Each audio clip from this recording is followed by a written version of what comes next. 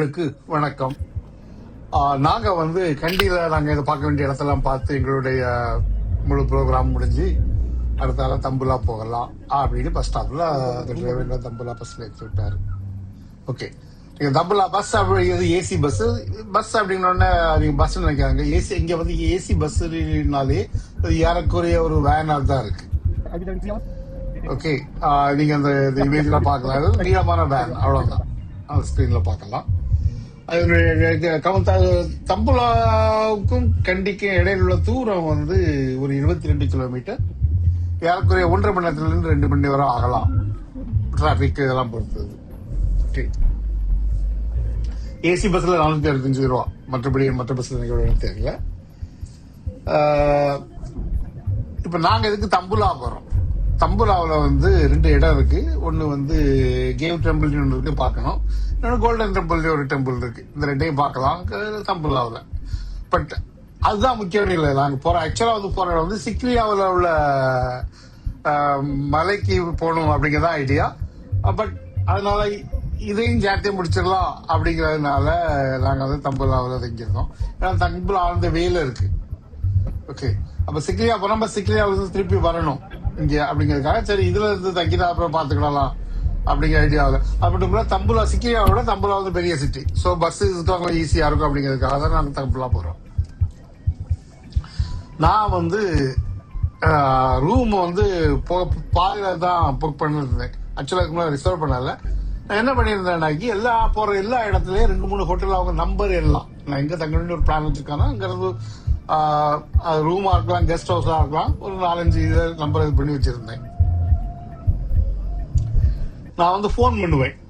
Phone பண்ணும்போது அவங்க வந்து ஆங்கிலத்தில் பதில் சொன்னாங்க, இல்லை தமிழ், 2ல 1 இருந்தாக்கி நான் வந்து அதை அவங்களுக்கு புக் பண்ணுவேன். அவங்க ஓகே, நான் சாரி எனக்கு திருப்தியா இருந்தா நான் புக் பண்ணுவேன். இல்லை அவங்களால பேச முடியல, ஆங்கிலத்தை பேச முடியல, எனக்கு நான் அதை ட்ராப் பண்ணிடுவேன். எனக்கு அங்கே போய் நின்றுட்டு எனக்கு அது மட்டும் அவங்க கூட அங்கே போன ஹெல்ப் கேட்க வேண்டியிருக்கும்.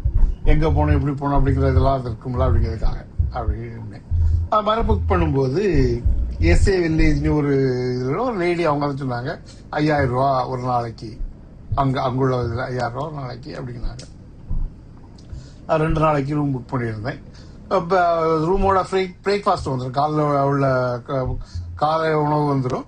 மத்தியானமோ இல்லை ராத்திரிக்கோ உணவு வேணா $5 கேட்டாங்க. அது கொஞ்சம் அதிகம் தான். 300 ரூபா 1500 ரூபா ஒரு நேரத்துக்கு ஒரு ஆள் சாப்பாடு அப்படிங்கிறது ரொம்ப அதிகம். நான் என்ன நினைச்சேன்னா சரி வெளியே சாப்பிட்டுலாம் ஒரு பெரிய பிரச்சனை இருக்காது அப்படிங்கிறதுக்காக நான் சரி அப்படின்னு நான் ரூமை புக் பண்ணியாச்சு.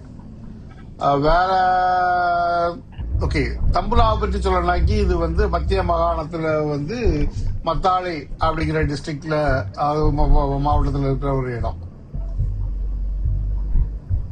இதனுடைய பாப்புலேஷன் பாத்தீங்கன்னாக்கி ஒரு 72,000 ஆட்கள் இருக்கக்கூடிய அளவுக்குள்ள பாப்புலேஷன் இருக்கு. ஓரளவு ஒரு மீடியமான சிட்டி அப்படின்னு நினைக்கிறேன். சரி, மற்றபடி சொல்றது ஒண்ணும் இல்லை. நான் என்ன ஓகே, இன்னொன்னு என்ன நினைக்கிறேன், அந்த கண்டக்டர் இருக்காருல அவர் வந்து தமிழ்நாடு. ஸோ அவர்கிட்ட வந்து நான் கொஞ்சம் பேசிட்டு இருக்கும்போது எனக்கு வந்து நான் ஆக்சுவலா பேச ஆரம்பிச்சிருந்தாங்க. நான் எங்க போறேன் இந்த அட்ரஸ் எல்லாம் காட்டி இங்க இறக்கி விட்டுருங்க அப்படிங்கிறதான் பேசினேன். அப்போ அவர் தமிழ் அப்படிங்கும்போது நான் சொன்னேன் எனக்கு வந்து சிக்ரியா புலனர்வாலாம் போகணும், அதுக்கு இது ஆட்டோ கிடைக்குமா எப்படி அப்படிங்கும்போது அவர் யாருக்கோ ஃபோன் பண்ணி கேட்டு அவங்க 13,000 ரூபா ஆகும் அப்படின்னாங்க.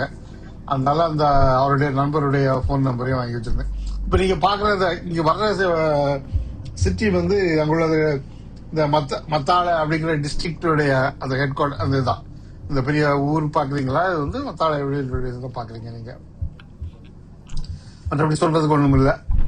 அந்த வீடியோ கடைசியில் நாங்கள் எந்த ரூமுக்கு போறோம் அப்படிங்கிறது தெரியும்.